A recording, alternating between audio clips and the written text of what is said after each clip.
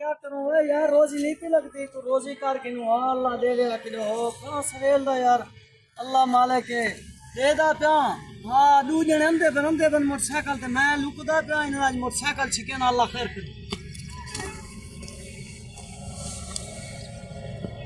गाना ये जे बने थे मैं सवेर दा को के मैं टाइम देखो कितना थी गए जल्तिया अजर तक बिलाला कह नहीं आया ना ही पहुंचे।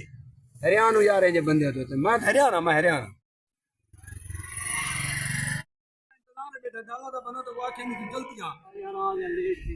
वाह यार तो यही नहीं मैं हर जाते लेट कर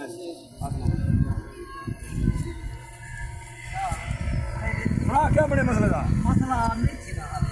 यार ठीक है ते टेंशन ना कर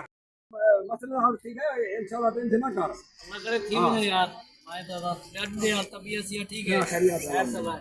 अमन से फोन है और तू वेन है थोड़ी देर तक ए मैं वो बंदे को फोन कर दूं ठीक है इंशाल्लाह तेरा काम ठीक है जी मतलब 3 बजे काम यार हालात खराब है तो ध्यान देना ओके ठीक है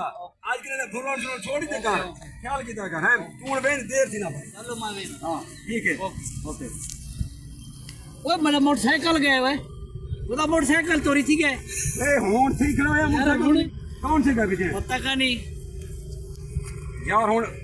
नवी गाड़ी हुन घेना यार तेरे को पता है तेरे को चाबी लाई आई चाबी पास मैं खड़ा दी थी विच तेरे को पता ही है इलाके दे विच चोरियां थी पैन चोर मोटरसाइकिल एहतियात करीने मोटरसाइकिल को ला कर खने ते ला की दे गलती है तेरी गफलत ना मेरी गफलत है ਹੁਣ ਮੈਂ गरीब बंदा 1.5 लाख रुपए की गाड़ी है 1.5 लाख की गाड़ी है तेना चंगा था आज के जितना गाड़ी खड़े थे ला करके खड़े थे और कितना चोर बोलूं चोर तो पुलिस वाले रले खड़े होना 2 मिनट नहीं थे 2 मिनट नहीं थे मैं को कहता पता है मतलब गाड़ी को सियाना बंदे तू